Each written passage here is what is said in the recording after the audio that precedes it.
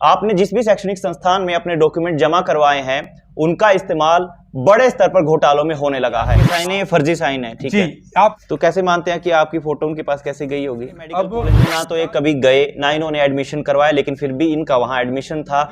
मेरे सिग्नेचर को कॉपी करने की पुरजोर कोशिश की गई है, लेकिन बैंक में गए ना उन्होंने खाता खुलवाया, लेकिन फिर भी इनका खाता वहां खुला हुआ। तो इस वीडियो को जरा गौर से देखिएगा। आपने जिस भी शैक्षणिक संस्थान में अपने डॉक्यूमेंट जमा करवाए हैं उनका इस्तेमाल अब बड़े स्तर पर घोटालों में होने लगा है। आज हम हरियाणा के सबसे बड़े घोटाले का जिक्र करने वाले हैं। मेरे साथ अंकित मौजूद हैं। अंकित सोनीपत से बिलोंग करते हैं। और एक और बात का जिक्र कर दूं कि जिस शिक्षा को सामाजिक बदलाव के तौर पर देखा जाता है कि शिक्षा ही वो औजार है जिससे दुनिया को बदला जा सकता है, लेकिन अब शिक्षा व्यापार में बदल गई है। अंकित बताएंगे कि उनके साथ एक ऐसी घटना हुई है जिसके तार बड़े स्तर तक के अधिकारियों से जुड़े हुए हैं। शिक्षा के क्षेत्र में जो बड़े बड़े घोटाले हो रहे हैं, करोड़ों के घोटाले हो रहे हैं, उसका उजागर आज अंकित करने वाले हैं। अंकित बताइए क्या हुआ था आपके साथ? नमस्कार जी, मेरा नाम अंकित है। मैं सोनीपत हरियाणा का रहने वाला हूँ। मैं आज आपके सामने एक इतना बड़ा घोटाला लेके आया हूँ जिसका आप कल्पना भी नहीं कर सकते कि भाई हमारे दस्तावेजों का कैसे कैसे मिसयूज होता है। कि आज मैं इसी संबंध में मैंने एक FIR भी दर्ज करवाई है, लेकिन पुलिस के द्वारा उसको भी कैंसिल कर दिया गया है कि भाई आपके द्वारा लगाए गए आरोपों में कोई सच्चाई नहीं पाई गई है। हुआ क्या था, एक बार वो पूरा बताइए आप। हाँ, इसमें हुआ था कि मैंने वर्ष 2016 में बीटेक में एडमिशन लिया था, जिसमें मेरी एक स्कॉलरशिप आके उसके बाद कोई भी स्कॉलरशिप नहीं आई, जिसके द्वारा मुझे आगे पढ़ाई करने में भी समस्या आई। और मैंने अपने आधार कार्ड के माध्यम से अपने खाते को चेक किया तो मुझे जांच में मिला कि मेरा खाता आधार कार्ड का जो लिंक है वो बैंक ऑफ महाराष्ट्र से कनेक्ट है। ये सोनीपत ब्रांच में मुझे पता चला। मैं रोहतक में गया। रोहतक में उन्होंने कहा कि भाई आपका एडमिशन बाबा एसआरए मेडिकल कॉलेज वालों ने करवाया है। अच्छा, एसआरए मेडिकल कॉलेज उसका नाम है जी। बाबा एसआरए प्राइवेट मेडिकल कॉलेज उसका नाम है। और उस कॉलेज ने ही आपका खाता खुलवाया है। अच्छा, आप एडमिशन करवाने गए थे कॉलेज में? नहीं, मैं उसमें कभी भी एडमिशन नहीं गया। और मैं आपको एक बात बता दूं, वर्ष 2014 और 15 में मैं ना तो कभी रोहतक गया और ना ही मैंने कभी एडमिशन लिया, क्योंकि उस दौरान मैं चंडीगढ़ और कुरुक्षेत्र में जॉब करता था। अच्छा अच्छा, तो एसआरए मेडिकल कॉलेज में ना तो ये कभी गए, ना इन्होंने एडमिशन करवाया, लेकिन फिर भी इनका वहां एडमिशन था। और जिस बैंक की ये जिक्र कर रहे हैं, ना उसने ये कभी उस बैंक में गए, ना इन्होंने खाता खुलवाया, लेकिन फिर भी इनका खाता वहां खुला हुआ। तो जिस तरह से इनके डॉक्यूमेंट का किस तरह से गलत इस्तेमाल हुआ, इनके नाम पर जो स्कॉलरशिप आई वो फिर कहां गई, ये तमाम बातें आप बताएंगे जी। हाँ, मैं बैंक की ब्रांच में गया। RTI के माध्यम से मैंने अपना बैंक का जो फ्रॉड खाता खोला गया था मेरा, उसका एप्लीकेशन फॉर्म बैंक से मांगा गया RTI के द्वारा। और साथ ही जो खाते में से पैसे ट्रांसफर किए गए बैंक के द्वारा, उसका भी मैंने RTI के माध्यम से विड्रॉल स्लिप की फोटोकॉपी भी ली। मैं आपको देखो दिखाना चाहूंगा। ये बैंक ऑफ महाराष्ट्र के दिल्ली जोनल हेड ऑफिस, ये एप्लीकेशन फॉर्म है बैंक ऑफ महाराष्ट्र का। ये बैंक ऑफ महाराष्ट्र का एप्लीकेशन फॉर्म है, जो कि आप साफ तौर पे देख सकते हैं कि बैंक ऑफ महाराष्ट्र और दिल्ली जोनल हेड ऑफिस, ये बैंक का एप्लीकेशन फॉर्म है, जिसको Baba S R A private medical ITI college ने वेरीफाई किया है KYC के तौर पे। नीचे एप्लीकेंट के सिग्नेचर है जो कि फर्जी है। अच्छा, ये आपके सिग्नेचर है, लेकिन आपके हैं नहीं वास्तव में? ये मेरे सिग्नेचर है ही नहीं, मैंने ऐसे कभी साइन किए ही नहीं। जो मैं साइन करता हूं मैं अभी आपको आगे दिखाऊंगा जी। ये मेरा फोटो यहाँ पे लगाया हुआ है, साथ ही ये सिग्नेचर किए गए हैं, और यहाँ पर भी एक सिग्नेचर है। और उसके बाद अगर आप खाते में पैन कार्ड नहीं देते हैं तो फॉर्म नंबर 16 फिल करवाया जाता है, जो कि बिल्कुल ब्लैंक है, आप देख सकते हैं। और नीचे यहाँ पर फर्जी साइन करके ये खाता खोला गया है। अगले ही पेज पे फॉर्म नंबर 61A ये फॉर्म है, जो कि यहाँ पर भी साइन मैच नहीं होती। अच्छा। जो ये नीचे सिग्नेचर आप देख रहे हैं, ये मेरे ओरिजिनल एक्चुअल सिग्नेचर है, जैसे कि मैं रेगुलर करता हूं। ये आपके साइन है, ये फर्जी साइन है, ठीक है जी। आप इनमें खुद भी सिमिलैरिटी देख सकते हैं कि भाई कितने % मैच होता है। ठीक है, ठीक है। ये आपकी फोटो उनके द्वारा, मतलब ये मेडिकल ITI कॉलेज है, उनके द्वारा बैंक में खाता खुलवाया गया है, उन्होंने ही ये साइन किए हैं। अच्छा। और उन्होंने ही ये फोटो लगाई है। तो कैसे मानते हैं कि आपकी फोटो उनके पास कैसे गई होगी? अब जांच में मैंने उनसे कॉलेज से बातचीत करने पर यह पता चला कि भाई आपका admission Sandeep son of Ram Kumar निवासी बैयापुर खुर्द ने एडमिशन करवाया है। अच्छा। वो एक कमीशन एजेंट है। अच्छा, ठीक है। तो उसके थ्रू आपके डॉक्यूमेंट गए? हाँ जी, उसके थ्रू ही मेरे डॉक्यूमेंट गए हैं। वो या तो वही जानता है या भगवान जानता है कि वो मेरे डॉक्यूमेंट मेरे घर से या मेरे किसी जानने वाले से कैसे लेके गया। बिल्कुल, ये दर्शकों की जानकारी के लिए खास बता दूं कि आपके डॉक्यूमेंट आप जहां भी दें थोड़ा ध्यान से दीजिए, क्योंकि अब इस तरह से गलत इस्तेमाल उनका हो गया है। जिस तरह से इनके नाम पे गलत खाता खुलवाया गया और उस पे फिर पैसे आए, इनके नाम पे स्कॉलरशिप किसी और द्वारा हड़पी गई। जी बताइए आगे। अब मैं आपको बैंक में जो पैसे ट्रांसफर हुए हैं उसकी एक विड्रॉल स्लिप की फोटोकॉपी दिखाता हूं, जो आरटीआई के माध्यम से मैंने दिल्ली हेड ऑफिस से मांगी है।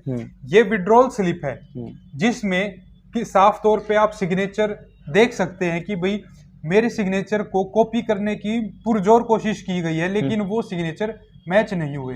विड्रॉल स्लिप पे 1,13,600 रुपए 18 जनवरी 2018 को संस्थान के खाते नंबर ये 60295231 में 1,13,600 रुपए स्थानांतरित किया जाए। और ये फर्जी सिग्नेचर जो कि आपस में ही मैच नहीं हो रहे, इस बिहाफ पे ये ट्रांसफर किया गया है। मैं आपको एक और बात बता दूं कि आरबीआई के गाइडलाइंस के अनुसार आप ट्रांसफर की जो प्रक्रिया है वो लू चेक है, आरटीजीएस है, आईएमपीएस है, या चेक के माध्यम से आप कर सकते हैं। और इससे कोई अदर कोई विकल्प नहीं बचता कि आप किसी दूसरे के खाते में ट्रांसफर किए जा सकते हैं। ठीक है, तो कितने पैसे ट्रांसफर हुए फिर इसमें 1,13,600 रुपए ट्रांसफर किए गए हैं, जिसमें आरबीआई की गाइडलाइंस को बिल्कुल उनकी धज्जियां उड़ा के बैंक ऑफ महाराष्ट्र ने ट्रांसफर किए गए हैं 2018 में। ठीक है, अभी तो ये 1,13,600 रुपए की ट्रांजैक्शन है। ये तो एक स्टूडेंट की बात हुई।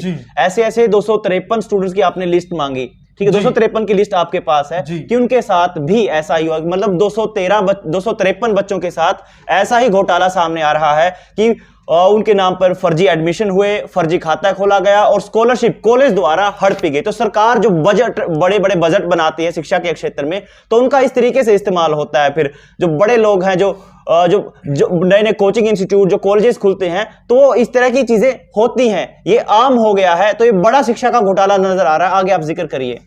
ये मैंने जिला कल्याण रोहतक को आरटीआई के माध्यम से एडमिशन का जो स्कॉलरशिप फॉर्म होता है वो मांगा था, तो वो फॉर्म भी जिला कल्याण रोहतक के पास नहीं मिला, जिसमें उनकी नौकरी पे भी बात आनी थी, लेकिन उन्होंने भी उनके साथ साठगांठ करके इस मामले को दबवा दिया। आरटीआई का भी संपूर्ण जवाब नहीं दिया गया।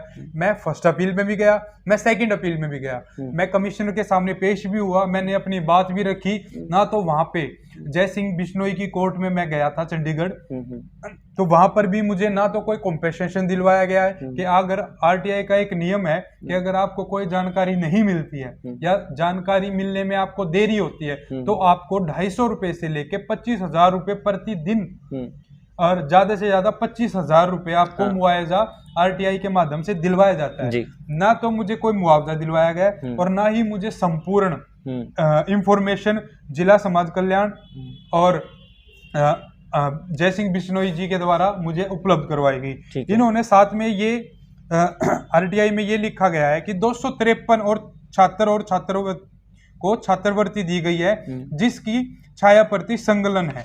ये आप कुछ डाटा देखेंगे कि ये मैंने सारा का सारा आरटीआई के माध्यम से प्राप्त किया गया है। इसमें मैं आपको ये स्टेट इंफॉर्मेशन कमीशन ये भी दिखाता हूं कि भाई 24 अगस्त 2021 को सेकंड अपील की डेट थी, जिसमें आप क्लियरली तौर पे देख सकते हैं कि जो हमारे जज साहब है, माननीय जज है, वो जय सिंह बिश्नोई जी है, स्टेट इंफॉर्मेशन कमिश्नर हरियाणा। इसमें भी इन्होंने कहीं भी जिक्र नहीं किया गया कि भाई आपको कंपेंसेशन दिलवाया जाएगा या फिर आपको जानकारी सही और पूरी जानकारी आपको दिलवाई जाएगी। इसमें भी कॉलेज वालों की तरफ से, जो कॉलेज वाले का नाम है राजपाल देसवाल, उनके सहायक है सुरेंद्र कुमार, मतलब ये एक षड्यंत्र के तहत उनसे भी साठगांठ करके इस मामले को पूर्ण रूप से दबा चुका है मैंने सीएम विंडो पे भी कंप्लेंट दी है, मैंने अनिल विज सर को भी कंप्लेंट दी है, मैंने डीजीपी सर को भी कंप्लेंट दी है, आईजी रेंज रोहतक को भी कंप्लेंट दी है, मैंने स्टेट विजिलेंस को भी कंप्लेंट दी है, मैंने प्रधानमंत्री कार्यालय में भी दिया है, मैंने राष्ट्रपति भवन में भी लगाई है, मैंने सुप्रीम कोर्ट में भी कंप्लेंट दी है। लेकिन इन तमाम विभागों में जाने के बावजूद भी मेरे पास कुछ हासिल नहीं हुआ, ना कोई कार्रवाई हुई, ना ही कोई स्टेप आगे बढ़ा है। एफआईआर हुई, जांच की, कैंसिल कर दी गई। पुलिस वालों ने बैंक वालों और जिला कल्याण और कॉलेज वालों के साथ मिली भगत करके एफआईआर को ही कैंसिल कर दिया गया। ठीक है, क्या कुछ आउटपुट आया, फीडबैक क्या है फिर जांच? फीडबुक ये आया कि मैंने कोर्ट में स्टेटस रिपोर्ट लगाई, जिससे मुझे ये पता चला कि भाई आपकी एफआईआर कैंसिल कर दी गई है। अच्छा। ये मैंने 20 जुलाई 2021 में मैंने एप्लीकेशन दी थी, और यहाँ पर आपको मैं दिखाना चाहूंगा कि इन्होंने साफ तौर पे मेंशन कर दिया कि भाई दौरान जांचे पाया गया है कि परिवादी एक आपराधिक किस्म का लड़का है। अच्छा। और जिसके खिलाफ एफआईआर नंबर 50 दिनांक इतनी, धारा दिन 506, थाना इस्माइलाबाद कुरुक्षेत्र में दर्ज है। हाँ, ये मामला दर्ज हुआ था, लेकिन इसका जजमेंट भी डीएसपी गोरखपाल राणा सर ने इसका जजमेंट भी नहीं पढ़ा, और बिना किसी जांच किए लापरवाही, साफ तौर पर 100% लापरवाही करके एक तरफा फैसला दे दिया कि भाई इसकी एफआईआर कैंसिल कर दो, बाद में ये कहीं भी जाएगा, आएगा तो घूम फिर के हमारे पास ही। अच्छा। मुझे साफ तौर पे ये भी बोला गया डीएसपी गोरखपाल के द्वारा कि भाई जहां मर्जी तू धक्के खा ले, तेरा कुछ नहीं हो सकता, तू चाहे हाई कोर्ट जा, चाहे कोर्ट जा।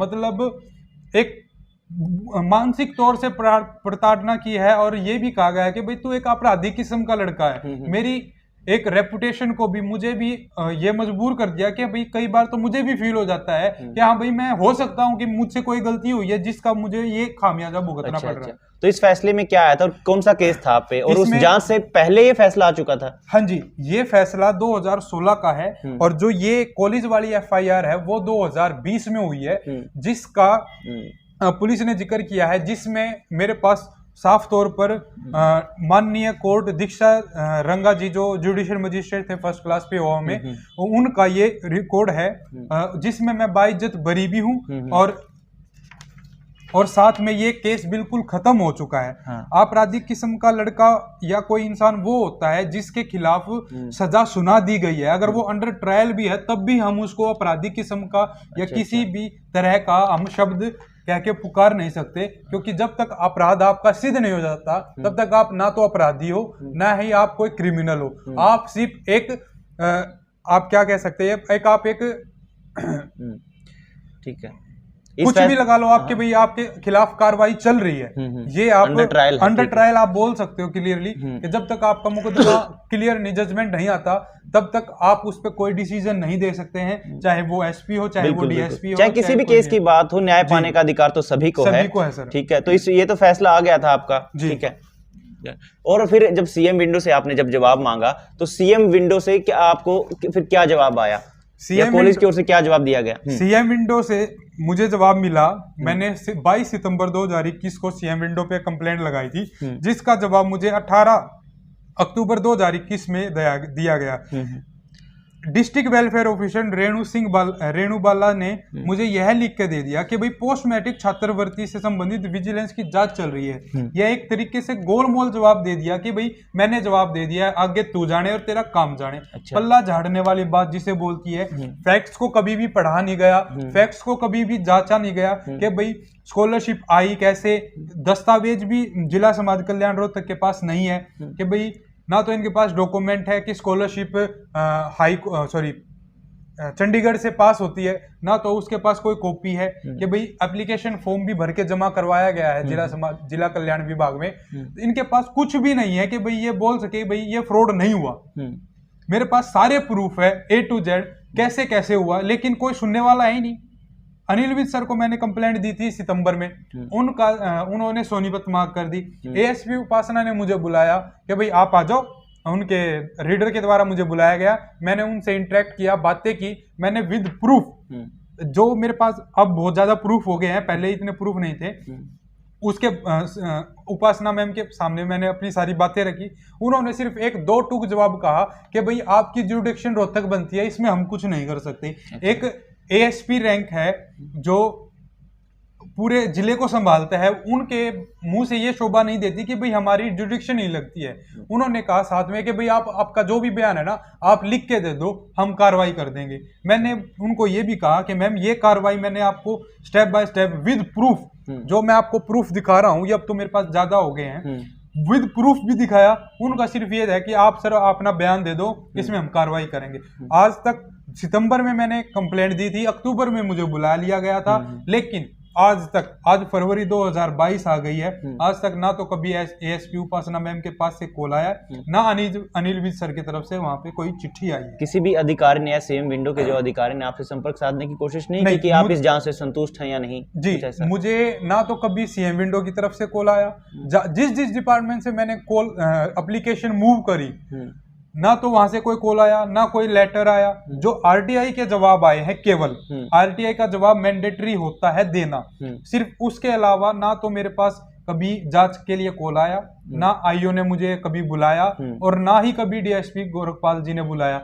मैं जब भी गया हूं अपने लेवल पे गया हूं, किसी से किराया मांग के गया हूं कि भाई मुझे रोहतक जाना है, मुझे मेरे पास पैसे नहीं है, मैं 1-2 दिन में आपको कहीं ना कहीं से अरेंज करके लौटा दूंगा। तो कॉलेज की ओर से कोई दबाव बनाया गया आपके ऊपर? कॉलेज की ओर से मुझे अलग अलग अधिकारियों की तरफ से, जैसे आईओ सुरेश कुमार थे, उनकी तरफ से भी बोला गया था कि भाई आप आमने सामने बैठ जाओ, अगर आपका कुछ निष्कर्ष निकलता है तो देख लेते हैं। मैंने उनको क्लियरली बोला गया था आईओ सुरेश कुमार जी को कि भाई मुझे तो सिर्फ 29,300 रुपए चाहिए जो मेरे हक के हैं, और बाकी जिसने भी ये काम किया है उनको सजा करवाओ, आप मेरा हक है मुझे दिलवाओ। तो उन्होंने कहा था भाई ये देख लो तुम, अगर बात बैठ के निकलता है। उसके बावजूद भी आरटीआई लगाने के बावजूद भी मेरे पास 2 से 3 बार और अलग अलग विभिन्न अधिकारी आए, गवर्नमेंट के ही अधिकारी आए, जिनका मैं नाम उजागर नहीं करूंगा। अगर नाम उजागर करूंगा तो वे भी जांच में आ जाएंगे, क्योंकि सभी के पास रोजगार है, वो भी अपना पेट भर रहे हैं कैसे ना कैसे करके, लेकिन हमारा जो हक है हमें ही नहीं मिल रहा। मैं एकला नहीं हूं जिसमें 252 बच्चे, जिला समाज कल्याण की रिपोर्ट कहती है कि 253 छात्र छात्राओं की छात्रवृत्ति 87,178 रुपए, लगभग 2.5 करोड़ वर्ष। सिर्फ एक कॉलेज की बात कर रहे हैं जी, मैं एक कॉलेज की बात कर रहा हूँ। लगभग 2.5 करोड़ वर्ष 2014 और 2015 में ये सारा घोटाला प्री प्लान्ड बिल्कुल हुआ है।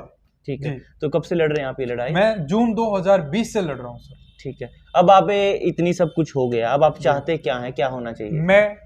मैं ये चाहता हूं कि भाई मेरे जैसे जितने भी जिनको हमारा हक ही नहीं मिला, पढ़ाई भी पूरी नहीं हुई उन बच्चों की, और ना ही उनका हक उनको मिला है, हालांकि मिला है, उनको उनका हक दिलवाया जाए। और जिसने, जैसे कॉलेज है, बैंक ऑफ महाराष्ट्र है, जय भगवान उनके मैनेजर है, वो गौरव मनचंदा उनके मैनेजर थे 2014-15 में, वो जिनके दौरान खाता खुला है। और बाबा सारे मेडिकल ITI कॉलेज के डायरेक्टर राजपाल देसवाल, उनके सहायक सुरेंद्र, और जो उनके कमीशन एजेंट है क्या नाम, संदीप, जो भैयापुर से सोनीपत से ताल्लुक रखते हैं, और जांच अधिकारी सुरेश कुमार और डीएसपी गोरखपाल, इन सभी के खिलाफ एक CBSE की जांच मैं चाहता हूं, CBI की, कि इस पे एक निष्पक्ष जांच हो, फैक्ट्स पे बात की जाए, और एक टाइम बाउंडेशन के 30 दिन के अंदर एक रिपोर्ट कोर्ट में सबमिट की जाए।